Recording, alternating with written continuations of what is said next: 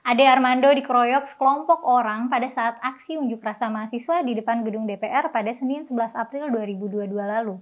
Bagaimana kronologinya dan siapakah Ade Armando? Simak ulasannya bersama aku Mela hanya di Headline.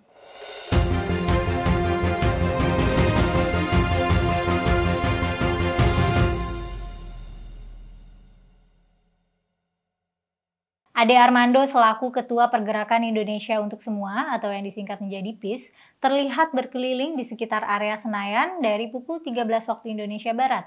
Ia ditemani oleh 4 orang timnya. Ia datang ke aksi unjuk rasa tersebut untuk membuat konten di akun channel Cokro TV. Ade Armando sempat memberikan pernyataan bahwa kedatangannya ke dalam demo tersebut bukan untuk ikut unjuk rasa bersama mahasiswa, namun ia mendukung aspirasi yang menolak wacana penundaan pemilu 2024 dan perpanjangan masa jabatan presiden. Pada pukul 15.30 waktu Indonesia Barat, perwakilan dari DPR beserta Kapolri Jenderal Listio Sigit Prabowo menemui massa. Mereka naik ke atas mobil komando dan menyatakan akan meneruskan aspirasi yang disuarakan oleh para mahasiswa kepada pemerintah pusat.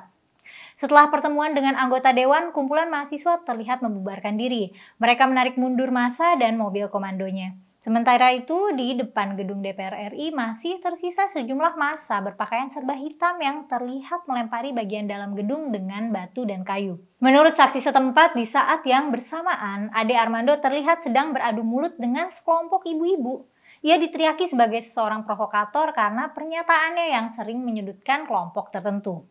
Setelah kejadian itu, Ade Armando terlihat dibawa oleh seseorang yang berusaha mengamankannya dari kemarahan massa. Namun, Ade justru semakin dikerubungi oleh para massa.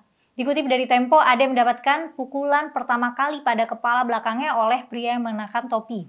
Ia sempat terhuyung hingga akhirnya terhempas ke aspal akibat pukulan di badan dan kepala yang dilakukan oleh massa setempat yang diperkirakan berjumlah 30 orang berganti-gantian memukuli Ade. Diduga oknum yang mengeroyok Ade bukan datang dari kelompok mahasiswa. Dalam video yang sempat beredar di sosial media, Ade yang sudah babak belur dan setengah telanjang itu diselamatkan oleh pihak kepolisian. Ia dibopong masuk ke dalam gedung DPR RI melalui gerbang kecil di bagian depan meskipun massa masih terus melemparinya dengan batu dan kayu. Melihat massa yang sudah tidak kondusif, polisi pun menembakkan beberapa kali gas air mata untuk membubarkan massa. Ade Armando dinyatakan selamat dalam peristiwa itu. Ia langsung mendapatkan perawatan dari anggota polisi di dalam gedung DPR RI. Ade juga sudah dalam perawatan intensif. Ia sempat mengalami muntah-muntah dan mendapat beberapa jahitan di kepala karena luka yang cukup parah. Meski keadaannya cukup parah, Ade masih bisa diajak bicara oleh dokter dan kerabat yang menjenguknya pada saat itu. Pada pukul 21 waktu Indonesia Barat, Ade dipindahkan ke ICU untuk mendapat perawatan lebih lanjut. Kombes Endra Zulpan selaku Kabid Humas Polda Metro Jaya mengatakan bahwa pihaknya telah menangkap beberapa pelaku yang terlibat pengeroyokan yang menimpa Ade Armando. Namun belum ada penjelasan lebih detail terkait hal ini. Karena kejadian tersebut, nama Ade Armando menjadi trending topik di Twitter. Ia mendapat banyak dukungan agar hal ini diusut tuntas mengingat kekerasan bukanlah hal yang patut dilakukan meskipun memang ada beberapa orang yang senang dan puas atas hal yang menimpa Ade Armando yang biasa dijuluki sebagai buzzer Jokowi ini. Sejumlah tokoh mengecam pengeroyokan terhadap beliau.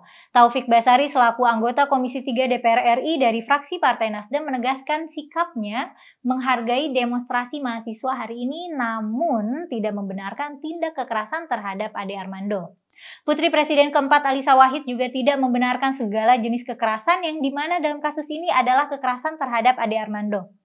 Lantas, siapa sebenarnya Ade Armando? Mengapa ia disebut sebagai buzzer Jokowi? Dikutip dari Wikipedia, Ade Armando yang lahir pada tanggal 24 September 1961 ini adalah seorang pegiat media sosial dan seorang dosen di Fakultas Ilmu Sosial dan Ilmu Politik Universitas Indonesia. Ia juga pernah menjabat sebagai anggota Komisi Penyiaran Indonesia. Ade menjadi sarjana komunikasi serta meraih gelar doktorandus pada tahun 1988, lalu mendapat gelar Master of Science dari Universitas Florida pada tahun 1991. Dan ia meraih gelar doktor dari Universitas Indonesia pada tahun 2006. Ade Armando dikenal sebagai pendukung Jokowi garis keras hingga kerap kali dijuluki sebagai buzzer Jokowi.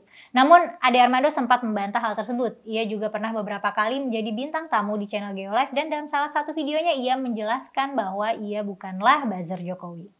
Pada tahun 2020 lalu, beliau dilaporkan ke Polda Metro Jaya atas dugaan penghinaan terhadap organisasi masyarakat Front Pembela Islam. Ade dilaporkan oleh seseorang yang bernama Hermap Zarkasi. Aziz selaku pengacara Hermap pada saat itu menerangkan laporan dibuat karena pernyataan Ade dalam salah satu video di YouTube yang diduga menghina FPI.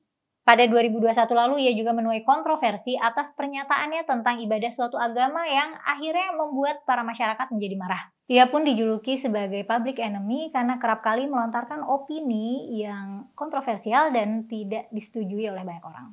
Namun terlepas dari itu semua, menurut kalian apakah kekerasan dalam hal ini patut untuk dijustifikasi? Nah, gimana nih menurut kalian? Apa motif dibalik pengeroyokan Ade Armando? Apakah ada oknum yang sudah merencanakan hal ini? Tulis pendapat kalian di kolom komentar ya. Makasih sudah menonton sampai habis.